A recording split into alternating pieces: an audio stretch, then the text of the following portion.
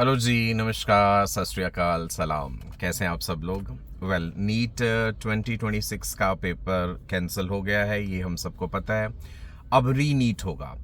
Now the question is कि paper क्या difficult होगा, पेपर का लेवल वही होगा जो पहले था? इन सारी बातों को लेकर के आप परेशान हो रहे होंगे। आप एक ज़रा छोटी सी बात सोचिए। आप चाहे पेपर डिफिकल्ट हो या चाहे पेपर आसान हो, टोटल जो सीट्स हैं मेडिकल कॉलेजेस में, चाहे प्राइवेट मेडिकल कॉलेजेस की बात कर लीजिए या गवर्नमेंट मेडिकल कॉलेजेस की बात कर लीजिए, वो टोटल नंबर ऑफ सीट्स जो है वो तो फिक्स्ड है। अगर थोड़ी बहुत बढ़ेंगी भी, जो भी है, मतलब ओवरऑल वो सीट्स तो भरनी ही है। मेडिकल कॉलेजेस को एडमिशन तो लेना ही है, उन सीट्स को फिल करना है ना?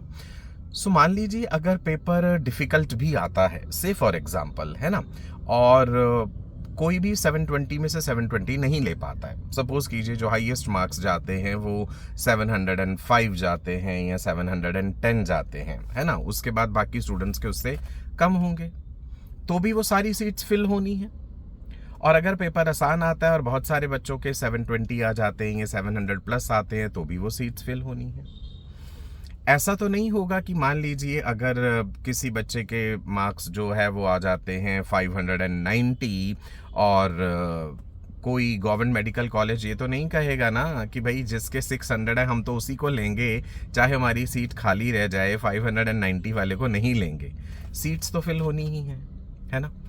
सो प्लीज़ आप इस बात से मत घबराइए कि पेपर डिफ़िकल्ट हो या पेपर आसान हो। हाँ, इतना ज़रूर आपको कहना चाहिए कि पेपर अच्छे लेवल का होना चाहिए, ताकि एक ऐसा स्टूडेंट जिसने वाकई ही कड़ी मेहनत करी है, सच्चे दिल से मेहनत करी है, उसका सिलेक्शन हो। ज़रा सोचिए अगर पेपर बहुत आसान हो जाता है तो ये तो वाकई एक नुकसानदायक बात हो जाएगी ना। उसे तो एक बिलो एवरेज बच्चा अगर तुक्का मार करके भी सही कर जाता है, और जिसने वाकई ही हार्ड वर्क करा है, फिर उसमें फ़र्क क्या रह गया? समझे आप मेरी बात? सो हमेशा ये प्रे कीजिए कि पेपर जो भी हो अच्छे लेवल का हो। और जैसा कि हमेशा से आप सुनते आ रहे हैं या हमने पिछले कुछ सालों में देखा भी है कि मैक्सिमम क्वेश्चंस जो है एनसीईआरटी से ही आते हैं।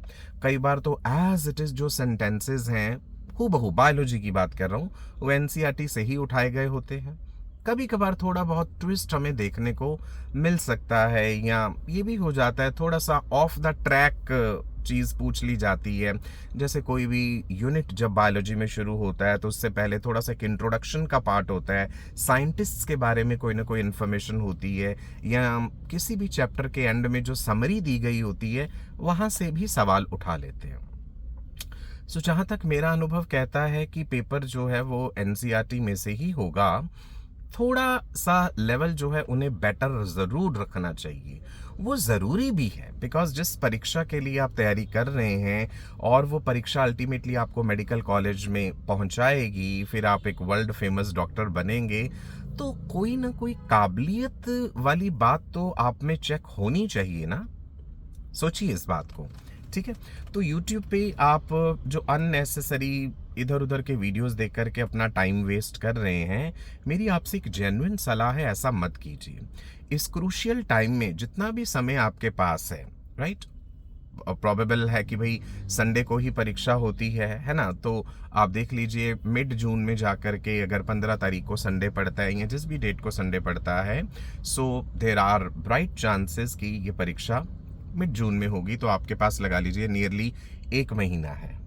इस 1 महीने को बड़े ही अच्छे तरीके से यूटिलाइज कीजिए। ऑनलाइन फालतू में अपना टाइम वेस्ट करना आप छोड़ दीजिए। हर कोई इस समय आपको ये कह रहा होगा मेरे ही पढ़ाई में से पेपर आएगा, पेपर यहीं से आएगा, मैं गारंटी लेता हूँ, इन क्वेश्चंस को कर लो, यही होंगे। तो भाई पढ़ा तो अल्टीमेटली एनसीईआरटी रहे हैं ना, चीज़ें तो उसी में से ही आनी है। आप कोई बहुत एक्सेप्शनल ऐसी चीज़ें तो बता नहीं रहे हैं कि भाई जो केवल आपने बताई और वो एग्ज़ाम में आ गई। तो होता क्या है, जब हम यूट्यूब पे बहुत लंबे लंबे वीडियोस देखते हैं ना, तो अगर तो हम एक सिंसियर स्टूडेंट हैं तो हम उस टाइम को बड़े अच्छे से यूटिलाइज कर लेंगे। अदरवाइज क्या हो जाता है, बहुत सारे बच्चों के लिए वो टाइम वेस्ट करने वाली बात हो जाती है। जिस पेपर को यूट्यूब पे एक टीचर 2 घंटे में सॉल्व कर रहा है, आप उसे लेकर के सिंसियरली एक बंद कमरे में इत्मीनान से बैठें, तो हो सकता है आप उसे आधे घंटे में ही सॉल्व कर लें। ठीक है, तो मेरी आपसे ये गुजारिश है कि अपना टाइम वेस्ट मत कीजिए। Full syllabus mock test papers जो है, इस समय आप पूरे एग्जाम बाउंड कंडीशंस में 3 घंटे बैठ करके प्रैक्टिस कीजिए। अल्टीमेटली आपने देखा है, जब आपने नीट 26 की परीक्षा दी है, कि जो टोटल 3 घंटे आपको इफेक्टिवली 3 घंटे नहीं मिल पाते हैं, उससे कम समय मिलता है। आपको अपनी डिटेल्स फिल करनी होती हैं, सिग्नेचर्स करने हैं, अटेंडेंस लगानी है, इन्विजिलेटर बार बार आपके पास आते हैं, थोड़ा टाइम भी वेस्ट होता है उसमें। तो इफेक्टिवली मुझे जो लगता है 2.5 घंटे ही मिल पाते हैं आपको, 2.5 आवर्स। तो भाई आप फिर full syllabus mock test papers practice कीजिए बैठ के OMR शीट पे, अच्छे क्वालिटी पेपर्स प्रैक्टिस कीजिए, राइट। और देखिए क्या आउटपुट निकल आ पा रहा है। और दूसरी चीज़ कि जो कोई बातें या जो कोई चीज़ें आपने नीट 26 जो परीक्षा हुई थी, उसको देते समय जो चीज़ें आप नहीं पढ़ पाए थे, किसी कारण से छूट गई थी, मिस हो गई थी, उन टॉपिक्स को रिवाइज कर लीजिए। बहुत से बच्चे क्या करते हैं, बार बार वही चीज़ें पढ़ना शुरू कर देंगे, वही लिविंग वर्ल्ड, वही बायोलॉजिकल क्लासिफिकेशन, वही इकोलॉजी, जो उनको पहले भी स्ट्रॉन्ग है उसे फिर से बार बार बार बार करे जाएंगे। ये तरीका गलत है। जो चीज़ें आपने फिजिक्स में, केमिस्ट्री में किसी भी वजह से छोड़ दी थी या आपसे अच्छे से नहीं हो पाई थी, अब आप उस पर फोकस कीजिए, है ना। तो अपनी तरफ से आप अपना बेस्ट दीजिए और प्रे कीजिए कि एग्ज़ाम बिल्कुल फेयर हो, टाइम पे रिजल्ट आए आपका और टाइम पे मेडिकल का सेशन शुरू हो।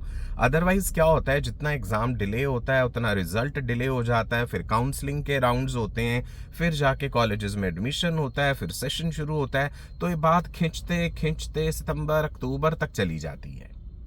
तो उसमें क्या है, फिर आपका ही नुकसान होता है। नुकसान इन द सेंस कि भाई फिर MBBS का सिलेबस भी करना है इतने कम समय में, फिर MBBS की परीक्षा देनी है। तो बस हमारा जो है मेन जो उद्देश्य है वो ये होना चाहिए कि हमने टाइम वेस्ट नहीं करना है।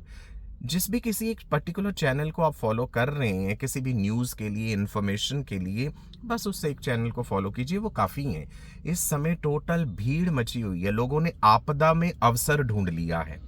समझते हैं ना इस बात का मतलब, आपदा में अवसर ढूंढना, कि अब ये एक आपदा आ गई है, इसमें अवसर ढूंढो, अपना कोई कोर्स बेच दो, कोई क्रैश कोर्स चला दो, कुछ टेस्ट सीरीज बेच दो, बच्चों को फालतू की न्यूज़ देते रहो।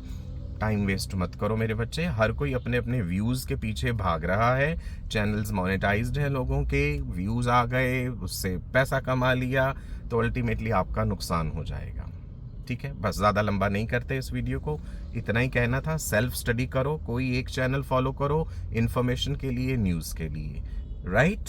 चलो जी, नमस्कार, बाय बाय। वीडियो अच्छा लगा हो तो लाइक और शेयर ज़रूर कीजिएगा। God bless you, bye bye.